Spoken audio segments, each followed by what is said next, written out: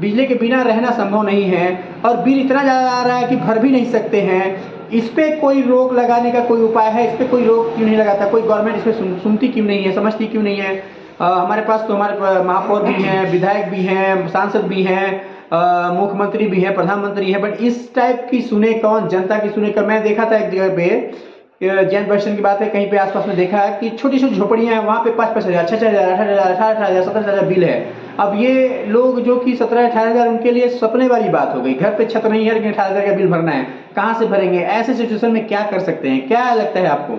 इसमें देखिए, हम जब इसमें कहेंगे कि इसमें हमारी भी सहभागिता है।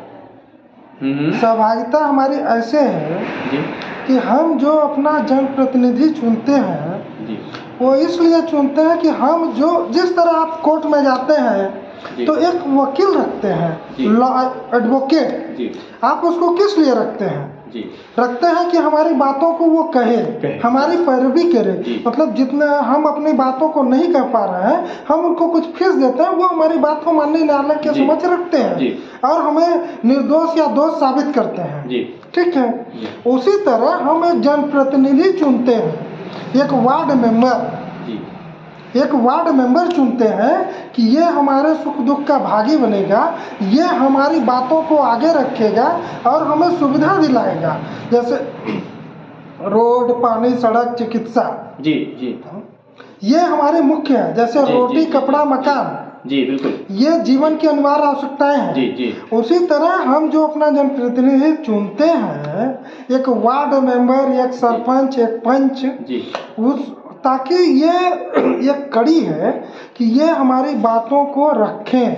जी जी जी बिल्कुल, ये हमारी बातों को ले जाकर अपने परिषद में रखेंगे। परिषद, जी बिल्कुल, जैसा कि आप समझ पा रहे हैं, कमल जी बता रहे हैं कि जैसे हम जो भी प्रतिनिधि चुनते हैं, कहीं कहीं पे हमारे चुनने में वो गड़बड़ी है या कमी है, रह जाती है, जिसके कारण हम सही प्रतिनिधि नहीं चुन पाते हैं। हम भरोसा तो करते हैं लेकिन प्रतिनिधि बाद में बदल जाता है, जिसके कारण हो रहा है कि आज बिजली का बिल इतना ज़्यादा आ रहा है और लोग परेशान हैं, त्राहिमाम कर रहे हैं। बिल इतना ज़्यादा होता है कि भरने की क्षमता नहीं है, भरे कहाँ से? छोटी छोटी घरों में, छोटी छोटी ऐसी जगहों पे लोग रह रहे हैं जैसे तैसे, उनके बिल इतना ज़्यादा होते हैं कि बेचारे वो सपने में नहीं सोच सकते भरे कैसे। लेकिन अब चूंकि बिजली के बिल, बिजली से रहना है, बल्ब जलानी है, नहीं तो मोबाइल कैसे चलेगी, चीज़ें बाकी सुविधाएं कैसे चलेंगी, तो मजबूरी में उन्हें बिल भरना है, कर्ज लेना है, लोन लेना है, लेकिन भरना है जैसे के तैसे। तो ये इस पे राहत लगनी चाहिए, एक जेन्युइन यूनिट होनी चाहिए, कितने यूनिट पे इतने बिल आए और उससे क्या तो आगे कितना तक होनी चाहिए, या एक कुछ तो ऐसा मानक होना चाहिए जिससे कि एक गरीब आदमी भी उस पर सर्वाइव कर पाए।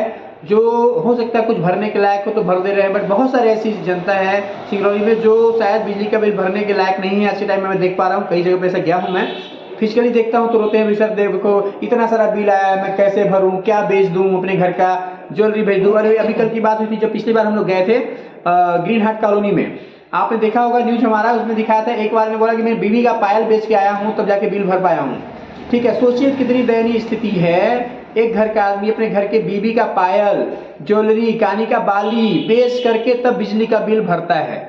ऐसे दिन देखने पड़ रहे हैं बिजली के बिल के कारण। तो एक यहाँ इंडिया के बाहर जो कंट्री हैं वो दिन रात तरक्की कर रही हैं, कहीं और चली जा रही हैं, कितना तेजी से डेवलप हो रही हैं। क्या हम हमारी तरक्की देखिए कि हम बिजली का बिल भरने के लिए बीवी बच्चों का पायल और भी रखना पड़ रहा है, ज्वेलरी, तब जाकर हम बिजली बिल भर पा रहे हैं। इस कंडीशन में विकास की तुलना, विकास का उम्मीद कैसे कर सकेंगे बताइए जरा। जिस कंट्री में हम बिजली के बिल के लिए बीवी बच्चों के पायल, चुनरी, चीज़ें भी ज्वेलरी रखना पड़े और बेचना पड़े तब जाके हम बिजली बिल भर पाएँ, तो उस देश में विकास कैसे होगा? क्या बोलते कमल जी? इसमें देखिए हमारे सीधी सी निरंकुशता है और हमारे जो जनप्रतिनिधि हैं ये सारा कारण वही है। इसमें कंपनी अधिनियम 1956 जी, आप जहाँ पे कोई कंपनी स्थापित होती है तो वो एग्रीमेंट करती है बाकायदे कि हम इतने किलोमीटर के रेंज में 5 किलोमीटर, 8 किलोमीटर, यहाँ 8 किलोमीटर है सच में, कि हम आपको सारी ये सुविधाएं फ्री देंगे। हम 8 किलोमीटर में आपको ये सुविधाएं फ्री देंगे, रोड, पानी, बिजली, सड़क, चिकित्सा। आप 8 किलोमीटर की बात कर रहे हैं। लेकिन ये हमारे जनप्रतिनिधियों की उदासीनता है, ये उनका स्वार्थपन है, जिसके वजह से दिया तले अंधेरा ये हाल है। और अभी जो आपने पायल वाली बात कही है, मैं यकीन दिलाता हूँ कि बिजली विभाग के अधिकारी इतने भी निरंकुश नहीं है। हमने 20 से ऊपर लोगों का बिल कम करवाया है। भैया ये जो मीटर हमारे घरों में लगा रहता है, ये मीटर किस लिए लगा है? जितना आप बिजली चलाएंगे उतना उस मीटर में दिखेगा। बिल्कुल बिल्कुल। तो आप उस मीटर की रीडिंग लेके उसकी फोटो खींच लीजिए और उनकी जो बिल आती है उस बिल को लेके जाइए, बिजली ऑफिस पे जाइए, जिला कलेक्टर के पास जाइए। कम कैसे नहीं होगा? आप जाएंगे तब तो होगा। आप नहीं जाएंगे तो आपका जनप्रतिनिधि जाए, आपका वार्ड पार्षद जाए। आप जब जाएंगे ही नहीं तो बिल कैसे कम होगी? आप किडनी भी बेच सकते हैं। अभी पायल बेचने क्या, आप किडनी बेचेंगे? जी, तो कहीं न कहीं पे कमलेश जी, आप अगर कैसे सुधार हो इसमें, मतलब कैसे इस पे कंट्रोल किया जाए, जैसे कि लोगों को इतनी तकलीफ झेलनी पड़ रही है बिजली बिल को लेके। कहीं न कहीं अगर बिजली विभाग इसमें सही है तो आम पब्लिक की कमी है, या आम पब्लिक सही है तो विभाग कहीं पे गड़बड़ है। तो इसको समांतर बनाने के लिए, एक प्रॉपर वे में बनाए रखने के लिए ऐसा कुछ किया जाए जिससे कि लोगों को पायल किडनी बेच के बिजली का बिल ना भरना पड़े और टाइम से बिल पे कर सकें, और इतना कम हो, अमाउंट ऐसा हो जिसमें भरा जा सके इजली। मजदूर आदमी, गरीब आदमी, कोई भी भर सके और आराम से बिजली बिल को और बिजली बिल का अपने घर में उपयोग कर सके सही माध्यम से। और सबसे बड़ी बात ये है कि जिस हिसाब से आपने बताया 8 किलोमीटर का रेंज का, इसमें भी थोड़ा सा फोकस करने की जरूरत है यहाँ के प्रतिनिधियों को कि अगर 8 किलोमीटर का रेंज का अगर रियल में ऐसा है तो ये फिर सुविधाएं एनटीपीसी एनसीएल से हम लोग को क्यों नहीं मिल रही हैं? ये मिलनी चाहिए जो आसपास के 8 किलोमीटर के रेंज में बसे हुए लोग हैं, ताकि उनको बिजली बिल का निजात हो सके। एटलीस्ट जो उनके यहाँ पैदा हो रहा है बिजली बिल, वो तो यहाँ के लोगों को मिल सके। क्या बोलते हैं? इसमें हम देखेंगे कि बच्चा जब रोता है तभी माँ दूध पिलाती है। जी जी बिल्कुल। अगर आप अधिकार मांगेंगे नहीं तो कोई नहीं देगा, बोलेगा भूल गया है, जाने दो। जी। और एक जो जाना उसको भर दे दो, बाकी चलो। जी जी। सिस्टम यहाँ पे ये चल रहा है कि बिना मांगे मौत भी नहीं मिलती है। जी जी जी। चलिए कमलेश जी, बहरहाल टाइम हो चुका है, हम चलेंगे, नेक्स्ट वीक मिलेंगे आपसे। और जनता जनार्दन, आपसे अनुरोध है आप हमारे चैनल को कृपया लाइक और सब्सक्राइब कर लें। आपको हर नई चीज़ों की खबर और लाइव चीज़ों की खबर आपको दिखाते रहेंगे। कोई भी छुपावट नहीं, कोई भी मिलावट नहीं।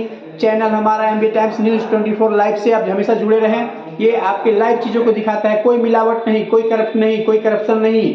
करप्शन है वहाँ हम डट के मुकाबला करेंगे, चाहे कोई भी होगा, कोई अधिकारी, कोई फर्क नहीं पड़ता है। आप हमसे जुड़े रहें, आपको सही चीज़ दिखाएंगे, इसकी गारंटी है। एमबी टाइम्स न्यूज़ 24 लाइव से राजेंद्र साहू की रिपोर्ट। और आपको एक चीज़ बताने जा रहा हूँ, जल्दी हम आपको ऑनलाइन के माध्यम से एक पाठशाला शुरू करने वाले हैं जिसका नाम है सिंगरौली की पाठशाला। इस पर हम आपसे वो मुद्दा पे डिस्कस करेंगे, चाहे पॉलिटिकल हो, एजुकेशन हो, बिजनेस हो, जिससे आप डिस्कस करना चाहें डिटेल में, उसके हर विशेषज्ञ हमारे पास होंगे, या हम डायरेक्ट उससे बात कराएंगे, उसी चीज़ों से बात करेंगे और आप समझेंगे कि कैसे आपको आगे बढ़ना है, किस टाइप से क्या होना चाहिए, उसके ऊपर क्या एक्शन होने चाहिए, हर चीज़ों पे बात करेंगे। उसके लिए हमारी सिंगरौली की पाठशाला को भी लाइक करें, सब्सक्राइब करें और हमारे चैनल के साथ जुड़े रहें। इसी चैनल पे के माध्यम से हम आपसे जुड़ेंगे ऑनलाइन और वीकली बेसिस पे वो हमारी पाठशाला चलेगी, जिसपे आप सबको नई जानकारी डिस्कशन होगी बहुत अच्छे से। उसमें क्या हो सकता है, क्या किया जा सकता है और कैसे किया जा सकता है, सब चीज़ों पे हम डिस्कस करेंगे।